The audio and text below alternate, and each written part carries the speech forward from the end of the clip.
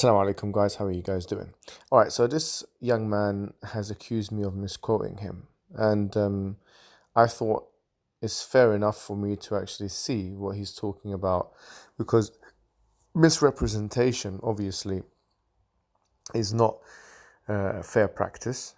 It's not from the Islamic morals, and he's made a very blunt claim that I've misrepresented him, and so therefore it needs to be checked. What is he talking about? And thankfully enough, he's left it, as you can see, timestamps, because he's made a very long video.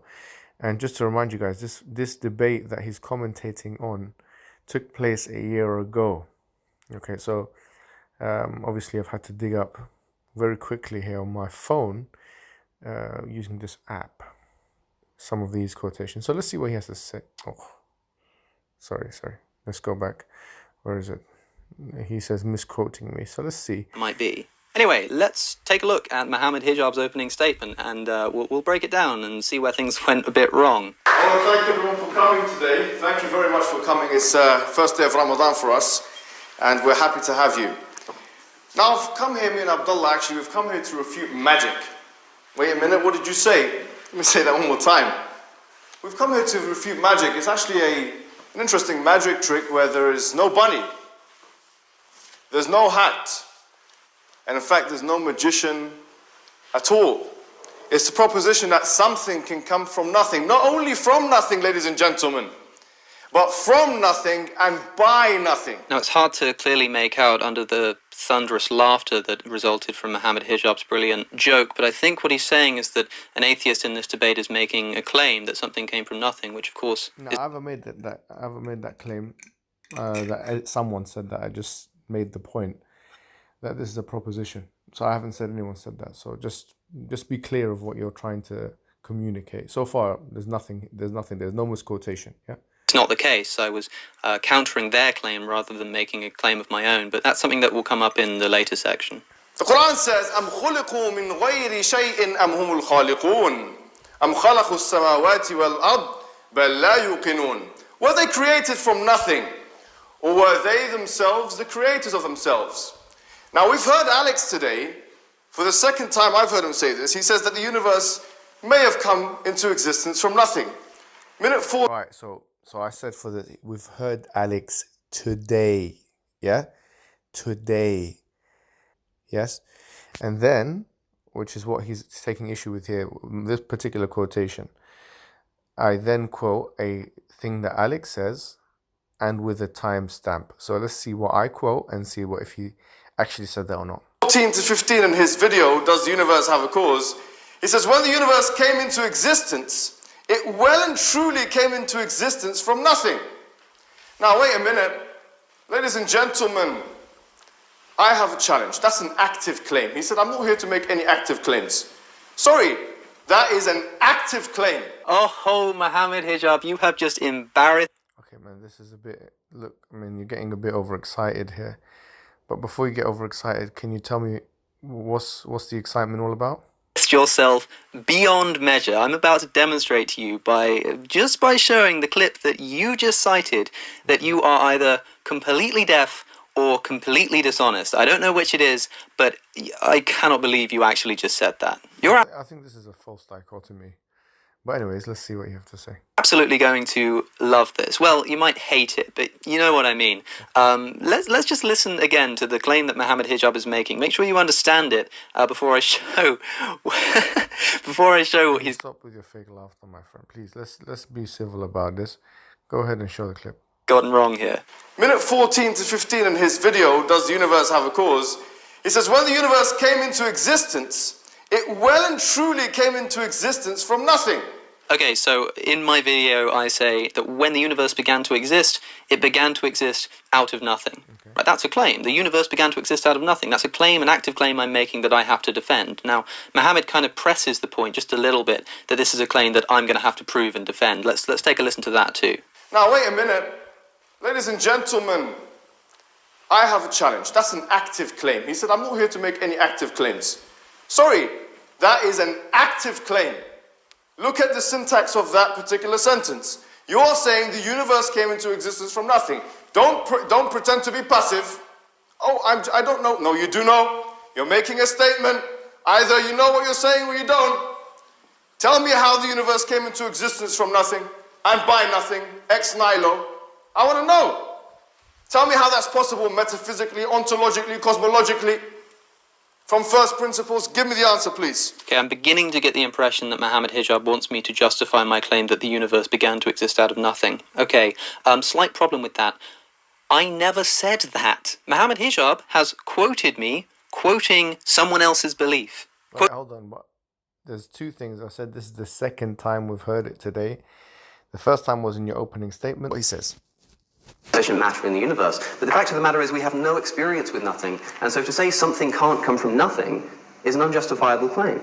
He's saying to say something can't come from nothing is an unjustifiable claim, which means to say that it's conceivable in his mind that something can come from nothing. I mean, I just find this very odd. I find it so weird that he's saying he's claiming that I'm misrepresenting his claim. This is clear. He's practically saying it's conceivable that something that can come from nothing. Tell me how that's a passive claim. Please tell me how that's a passive claim. Tell me how that's not active. Tell me how that's not you making a statement of knowledge. Come on, man. Stop whining and stop complaining. Just you can change your mind. You can say, you know what? The argument was strong enough for me to change my mind on the issue. But please don't pretend, that you were not saying this from the beginning. Please don't pretend. Don't act. Don't pretend that you were actually saying it's conceivable that the universe or something can come from nothing in this quote. Listen to the next bit. We've never had any nothing to try it with. In fact, the only time there was nothing, if there was nothing ever at all, must have been before the universe was created. He says the only time there was nothing, if there was nothing at all, was when the universe was created. Listen to the language he's using. He's using the word created. Wow, that's religious language there, boy. Created, there's no creator. Created by whom? By what?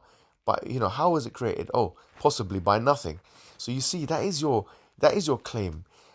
You're making it very clear for us. You said it on the day. You're not being misrepresented. See? And this is the only way. Yeah, you're trying to weasel out of it, trying to squirm your way, out of the reality. Oh, he's misrepresenting, misquoted me, this and that. Bro, you said it on the day. You said it on the day. Yeah, don't pretend that, this was not your position. Your position was that clearly it was conceivable for you that something can come from nothing. So the question of the Quran, أَمْ خُلِقُوا مِنْ غَيْرِ شَيْءٍ, were they created from nothing? You were saying possibly, shrugging your shoulders. And now you realize how embarrassing you are to go against the Quranic argument. This is a Quranic argument, how embarrassing it was to go against it. So, but let's see this particular timestamp reference, which you're going to give us now. Quoting a belief that I don't agree with, and is claiming that I was making that claim. Okay, I'm going to prove this to you by simply finding the quote that he provided and demonstrating to you what's happened here. So let's just find the quote. Minute 14 to 15 in his video, Does the Universe Have a Cause? He says, when the universe came into existence, it well and truly came into existence from nothing. Okay, here we are. So let me just play this now. Firstly, of course, we have the universe. When the universe came into existence, it truly did come into existence out of nothing. Okay, because for the universe to be born, if there was something before it, then that would be encompassed by the universe. So this did truly begin to exist out of nothing. Ah, interesting. Seems like I said it. When the universe began to exist, it truly came into existence out of nothing. Wow, Mohammed Hijab has really owned me there, except no, he hasn't, because let's just go a few minutes earlier in this very same video, because any follower of my channel will know that I don't make that claim. I don't say that the universe began to exist out of nothing. So why did I say it there? Well, let's go back and find out. In this talk that I'm giving, I'm talking about the Kalam cosmological argument, which is an argument with two premises. The first premise is that everything which begins to exist has a cause. The second premise is that the universe began... Listen, first of all, I've written a book called Kalam Cosmological Arguments. This is a mistake many people like yourself make. There's not one Kalam cosmological argument. There are many Kalam cosmological arguments. The Mutakallimun were Muslim, theologians, you can say, systematic theologians, and they worked on first principles. And Al-Ghazali, this is Al-Ghazali, he wrote this in his book called Al-Iqtisad fil I'tiqad. Obviously, it was popularized by William Lane Craig, But this is only one of his arguments that he mentioned in that book, which is not even translated into English. So you must have gotten it from William Lane Craig, because he's the one who popularized it, or someone like him from the philosophers of religion. So it's not one Kalam cosmological argument, there's many. Muhammad al-Ghazali mentions this one in Al-Iqtisad fi al-I'tiqad, but he also mentions many other ones actually in Tahafut al-Falasifa, the incoherence of the philosophers. So please don't make it as if you're educating anyone. You're still an undergraduate, you're still learning, okay, with all due respect. And you don't even have access to these books in the original language. So have some intellectual humility. There's not one Kalam cosmological argument. You can refer to my book. It's called Kalam Cosmological Arguments. I can give it to you free of charge if you want, just so you can see what I'm talking about. And to exist, and the conclusion is that the universe has a cause. Notice that the second premise there, that the universe began to exist, that's the second premise of the Kalam, that's the claim that Mohammed Hijab says I made and have to defend. So let's take a look at what I actually say about these premises. The premises... No, I didn't say this. I didn't say anything like that. You're lying, because what I just said, what you've shown us, is that I said that you said that the universe may have come from nothing. I didn't say anything about that. You said the Kalam cosmological argument, second premise, that you've said that and you have to defend that. See, now you're misrepresenting me, unless you can find somewhere where I've said you have to defend the second premise of the Kalam cosmological argument. So you're not very accurate with what you're saying. Most people, when they see this and they're trying to debunk it, they jump straight to the second premise. This seems the easiest to debunk. The reason being is you can simply ask, well, how do you know? How do you know that the universe began to exist? Now, to be sure, the Big Bang happened. Okay, we're pretty certain of it at this point, but the Big Bang never claimed to be the beginning of everything. Okay, so here's our first indication that something's gone wrong. I'm arguing that actually that premise, that the universe began to exist, can't be substantiated. Even if we agree that the Big Bang happened, you can't say that that was the beginning of everything, the beginning of the universe with the capital U. Okay, so maybe I'm not making that claim, but why did I say it later in the video then? Why did I say it such that Mohammed Hijab could quote it? Well, let's continue. What we could do is say, well, you can't prove that this is the case, so the argument's flawed, it's debunked, and we can all go home. But that would be no fun, and so I don't want to focus on premise 2. We're going to give the theist the benefit of the doubt here, and instead talk about premise 1. Whatever begins to exist has a cause. We're going to give the theist the benefit of the doubt. In other words, I think that this premise, that the universe began to exist, isn't true, but I'm willing to grant it for the sake of argument. Really? Okay, because that's not what I was quoting. There was a nice try, but this is what I was referencing right here. This is what you said. And the reason is because there's an even more glaring issue that's staring us right in the face that I ignored for so long until somebody showed it to me and I thought, my God. Notice the amount of pronouns. He's talking about himself. He's not quoting anybody else. How didn't I think of that before? And I said my God because old habits die hard. Yeah, you said my God because it's fitra, brother, which means it's an intuitive thing to believe in God. Just like you believe in that you get scared of hell sometimes, which you've said in a video of yours. I can get you the quote. The problem is in the first premise, again, whatever begins to exist has a cause. Now, people don't spend enough time just thinking about what this implies. When have you ever seen anything begin to exist? Well, I made a little list. Examples of things that have been created out of nothing, that's what that means. Firstly, of course, we have the universe. When the universe... Wait a minute. You just said, you said I made a little list. You said I. You didn't say this person or that person. No, you said I. You said I made a little list. Examples of things that were created out of nothing. And then you put the first thing, the universe. So it's clear. Your position is that the universe was created out of nothing. And you did say that. And this was a fair reference. And if you look at the timestamp, it's minute 14.24. So what's wrong with what I said? Look. Came into existence, it truly did come into existence out of nothing.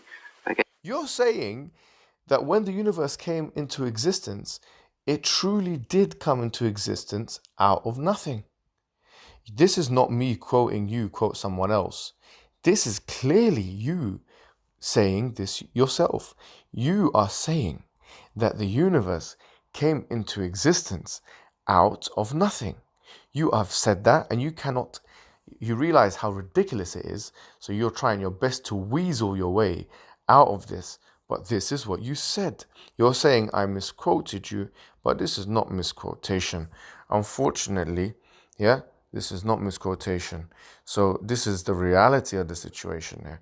Where's your thing? Exposed. I don't think there's much exposure going on here. I think you're kind of, to be honest, with all due respect, you're kind of embarrassing yourself here. But let's see, it says misquoting me, yeah? You see that? We dealt with that now. So clearly it wasn't a misquotation. It was in its place. It was a correct quotation. So let's take a look. He's telling me that I'm misusing a logical necessity. It will make sense. Go ahead. Okay, so here's the question that demonstrates that we're not talking about the same thing here. If P entails Q, Go and ahead. P is necessary, Yes. is Q necessary? No. It's not. No. I mean, this appears not just to be us kind of having a different definition, but Mohammed Hijab not understanding what necessity means. Okay, let's just think about this question that I just asked. I said, if P entails Q and P is necessary, is Q also necessary? In other words, if P necessarily exists, if it has to happen, right? If there's no way that it could not happen. See the equivocation here. This is the fallacy of equivocation. Yeah? Because you're saying necessarily exists, and my definition of necessity throughout the debate was not, necessarily exists, is that it is the necessary existence. So, and it's a subtle difference. Yeah? So, necessarily exists. No, this thing is the necessary existence. The problem with using the language of propositional logic and statement logic, yeah, P equals Q, is that it's not actually befitting language. And I'll tell you why.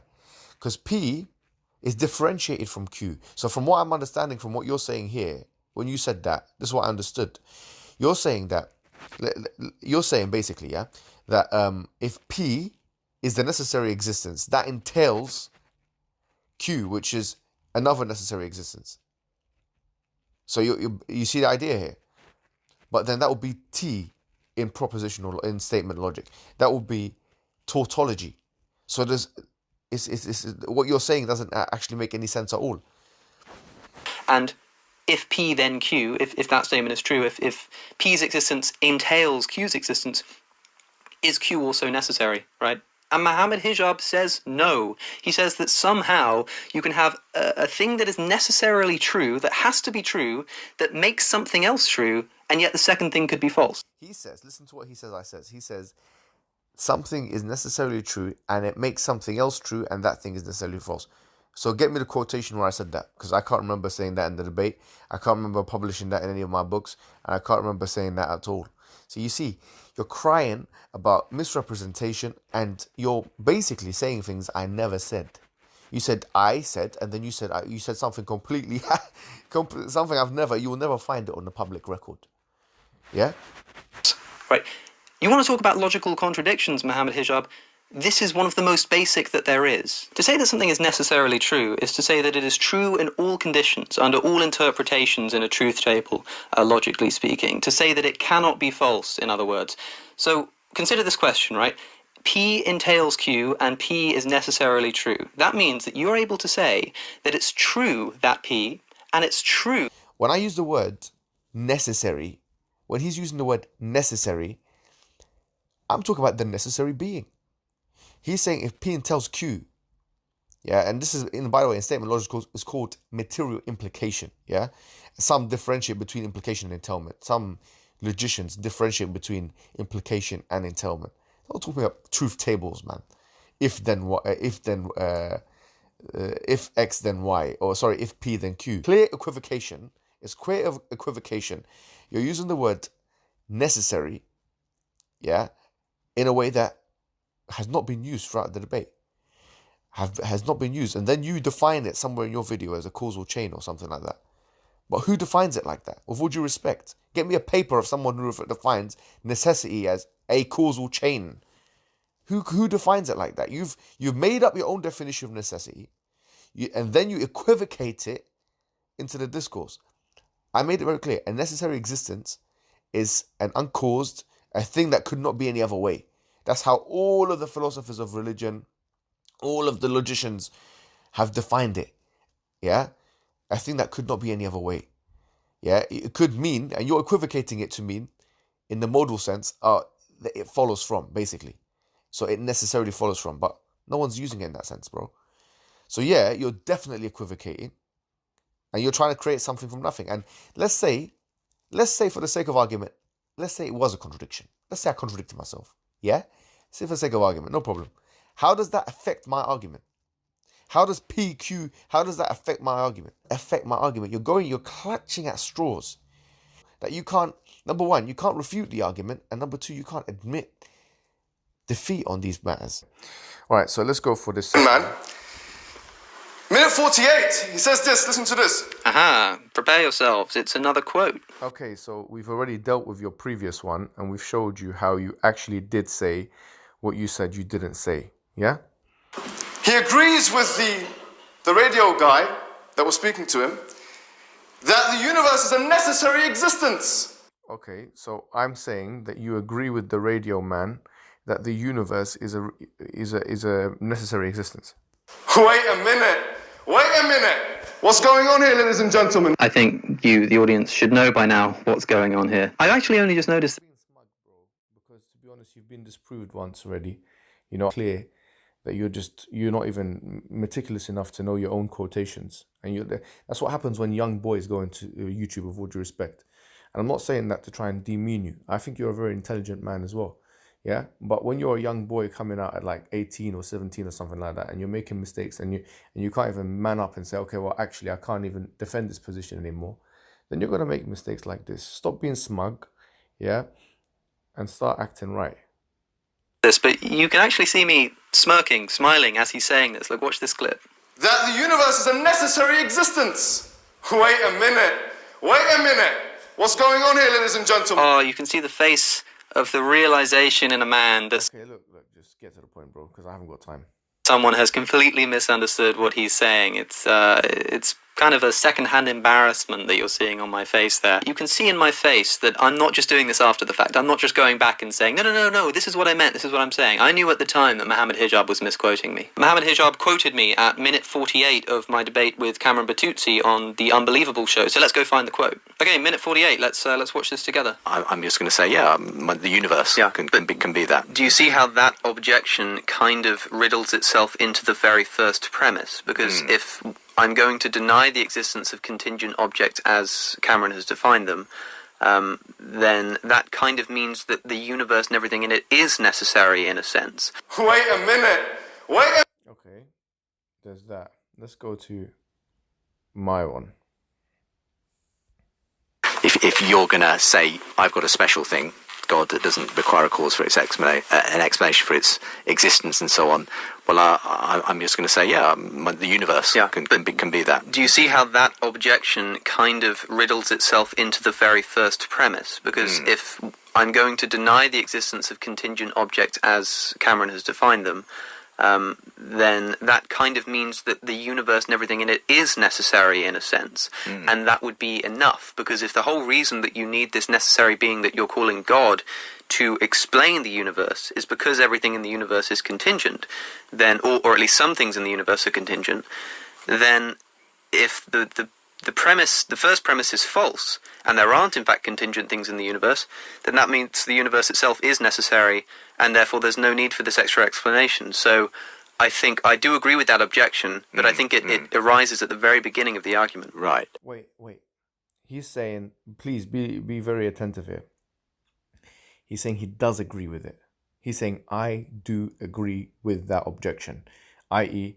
the Russellian objection, Bertrand Russell's objection, which is that the universe just is. The universe is itself the, the necessary existence.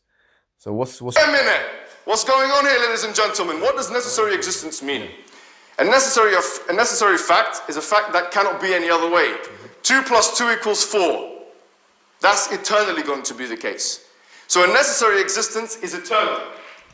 It cannot be any other way. So wait a minute, if the universe is eternal, how could it come from nothing? Contradiction. Okay, we're going to have to break this down and get a bit philosophical, kind of, I suppose, right now. Okay, let's do that. But before you do that, how is that a misquotation, bro? Because you've accused me of misquoting you. You said he misquotes me again. All I said was that you said that the universe does is a necessary existence. Now the thing is, you're accusing me of misquoting you. Yeah, you're accusing me of misquoting you. And what I've shown here is, in fact, all of my quotations have been correct. But from what I remember, yeah, follow Faisal Chowdhury. He's cool. This is my Instagram. This is what I looked like when I was your age, bro. Can you see that? See that big muscles there? You see them chest? That, yeah, I was about, what, 15 years old? No, I'm only joking, man. Yeah, this is me and you in the debate, bro. That's you, and that's me, the lion in the back. I'm only joking. All right, so, and this is what you're gonna be, inshallah. You know what I mean? Supporting soon, and you're gonna be on the podium like that, doing dawah with us, brother. If you're a good boy, inshallah. And if things don't get out of hand and we don't sort things out, I'm only joking. Just looking at my Instagram is a bit funny. Okay, so you don't want to be like this, man. Trust me. No, what I'm trying to find is okay. It's because I put this here. Yeah, you want to buy this book? It's a good one, yeah. Mohammed Othman book, very good. What was I gonna say? Yes, here. Well, I don't think I said it. Yeah. And he was like, so you've got two choices. You either have to retract what you either have to you either have to like accept Islam or face public humiliation. And I was like, look.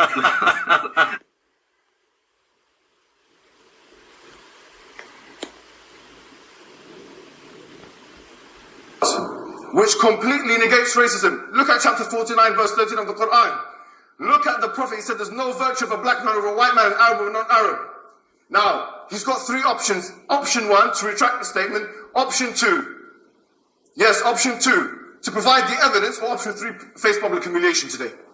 And there's no fourth option. So don't make... So I didn't say, you said I have two options. One of them was to accept Islam or to face public humiliation. And what we saw there, you know what I mean, is that's not true. That I have not said that you've got two options. One of them is to accept Islam or the other one is to face public humiliation. So that's, this is basically on my phone, just to, you know what I mean, if you want to kind of like see what I do. Yeah. So, yeah, I mean, so listen, Alex, it's a nice try. I understand how you feel. It's been a year and you've been kind of probably bombarded with all kinds of people coming to you and saying to you that you didn't do too well in that particular debate and whatever. Look, I'm not trying to forget it, man. Don't worry. You know, you made your mistakes. You learn for next time, but let's be sincere. You know what I mean, bro? Let's be sincere. It's been 22 minutes. I don't know if there's anything else. Let's see if there's anything else that you said or that I need to counter. Yeah. Let's see what your main points were. All right. So you said improper crediting. So the first thing to note is that Mohammed Hijab's version of this video is titled Islam versus Atheism, Oxford University Debate. This debate was not hosted by Oxford University, as it says in the event description. This was hosted by the Oxford Forum, which is a student-run society. Which is part of the university, isn't it? You can't have a student-run society unless it's for... Okay, fair enough. But I take your point. I did actually change that. So I've got now Oxford Forum. What else you got a problem with? I know the organisers of the debate, they put in a lot of effort to try and get this to come to pass, and when they did, they got absolutely no credit for it. And okay, fair enough. You know, I apologize for not advertising for the ad for those guys, and if they asked me to, I would have, by the way, and they didn't. Patrick did not ask me. If they would have, I would have, and I think I did to some extent by mentioning Oxford Forum, but maybe you're right, I could have done a better job doing that. I don't think that's anything substantial. Your microphone cutting out. My microphone cut out as well, my friend. I was not in control of the microphones. Misquoted me. So we've done the misquotations, yes? Is there any other? Proven wrong by audience member. Yeah, I remember this. By the way, this was on the issue of the title of John Stuart Mill's book, and you were right. You were right, and I was wrong on that. And I think I admitted that on the actual. Yes, I've written you a nice thing. I've written you a nice thing here. So edited footage. When I was reading the Quran, they were disturbing me. And for us as Muslims, you can't, be something reading over the Quran. So I found that disrespectful, because in the beginning we said conclusions 5 minutes, and I was going to recite Quran, and the guy was disturbing me within my Quranic recitation. So I just recorded the Arabic again. So it's nothing there. Controlling comments. Yeah, this is a big thing actually. So I should. So I've written here in my comment to you, bro. I've written, this video was hold comments for review. And the admins that have control of my channel allowed the comments they wanted to and didn't approve, insulting comments which insulted Islam, the religion of Islam, etc. So I'm not, I didn't have an agreement with you that I'm going to have all the comments going. And as you know, YouTube allows us to delete comments. That's the advantage of being an admin, isn't it? Of having your own channel. So I don't know what the issue is here. If I had an agreement with you, because Islamically, if I have an agreement with you, then yeah, I get it. If I went against the agreement, but I don't have an agreement with you that just let all the insulting comments and all these things. So I don't see what the issue is here, bro. If you made that agreement with me beforehand that, let all the comments go through, and I agreed with that, and I went against that agreement, then I would say that's morally questionable from my standpoint. But I didn't have such an agreement with you, so I don't see that as morally questionable. You say here misuses logical necessity. So I don't know what you mean here. Should we see what he's saying? It's only 2 minutes. Okay. What? Okay, let me ask you a question. It might seem isolated, but it will make sense. Go ahead. Okay, so here's the question that demonstrates that we're not talking about the same thing here. If P entails Q, Go and ahead. P is necessary, Yes. is Q necessary? No. It's not. No. I mean, this appears not just to be us kind of having a different. Okay, this is not really this is not really anything worthy of reply at this point in time, because I want to keep this all separate from each other. Let's see the misquote. Man. Minute 48. He says this. Listen to this. Aha, prepare yourselves. It's another quote. He agrees with the radio guy that was speaking to him. With all of that. Okay, so really and truly, what's the problem? What's this one here? I'll accept an apology from you. So the next part of the discussion that we have is kind of about morality. Abdullah makes the point. Yeah, okay. Well, that was the debate. I don't know why you're doing this 1 year later. I really don't understand. Proven wrong by audience member. Okay, I get proven wrong by all kind of family members on a daily basis, bro. Trust me. I know you might think that I don't get proven wrong like that because of your experience with me, but trust me. It's ridiculous. Okay, so look, I don't want this video to go on forever. I actually have no idea how long this video is going to be until I cut it down, because I've kind of been sat here just picking out bits from the debate. But this should give you an idea of why I'm just totally fed up of hearing about this debate. You want to know one of the worst parts? Is that Mohammed Hijab has uploaded this to his channel. It's got 700,000 views, and they won't let me upload the video to my channel in full. Why would you even request that? With all due respect, like, the cameramen had to be paid. The microphone guys, and there were 2 cameramen. So what you want to freeload? I'm not being funny, but don't be entitled. Like, if you had no one was stopping you from bringing your own cameraman, or from getting one of your friends to even record it on their phone or something. I mean, why are you acting like a young guy, like unorganized school boy? Come on, look at you, man. You're acting like, seriously, come on, man. So you want us to pay for your channel to grow, and your channel is attacking Islam? It's a bit crazy, isn't it? This is the real world. We're in the other world here, man. Like, I don't know. And he's controlling the comments. So that's what happens. Of course, I can control the comments. I'm the admin of the YouTube channel. So what's your problem? I mean, I don't know what's your issue here. I've got half of Muslim YouTube on my arse saying, you got owned, you got wrecked. And the worst part is So you think that being a debater is all about people in your echo chamber telling you how good you are? Bro, it's fine. We can have our echo chambers, but when it comes to debates, you're gonna get that. Like, especially if you've got another person with a bigger platform than you, or with the same size platform or a smaller platform, but it's still quite big. So that's just something. They then come to me and say, why isn't the video on your channel? It's because you're scared to upload it. It's because brother Mohammed Hijab smashed you in the debate. No. Brother Mohammed Hijab, from what I remember, I allowed you to put up the opening statements. This was the decision that was made, and I passed it on. So what's the problem?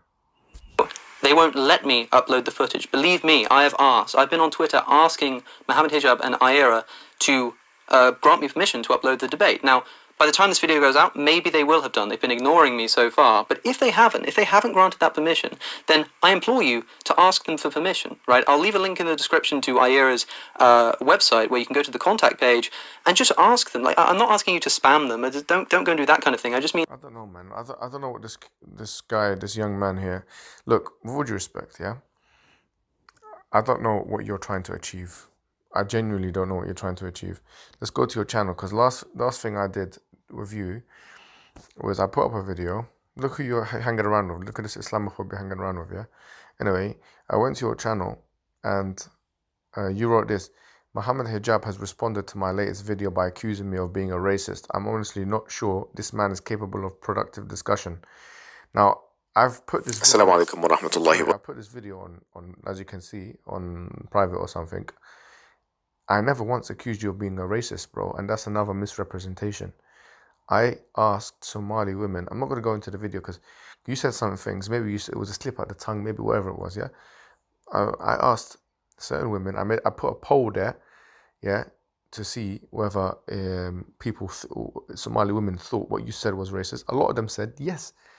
You know what I'm trying to say? A lot of them, like, look, if I come on my own, how do I go to my own community page? How do I go on my community page? Your channel. Yeah. Community. So look, if I go on my community page and go here. Sorry. You'll see that some people found it.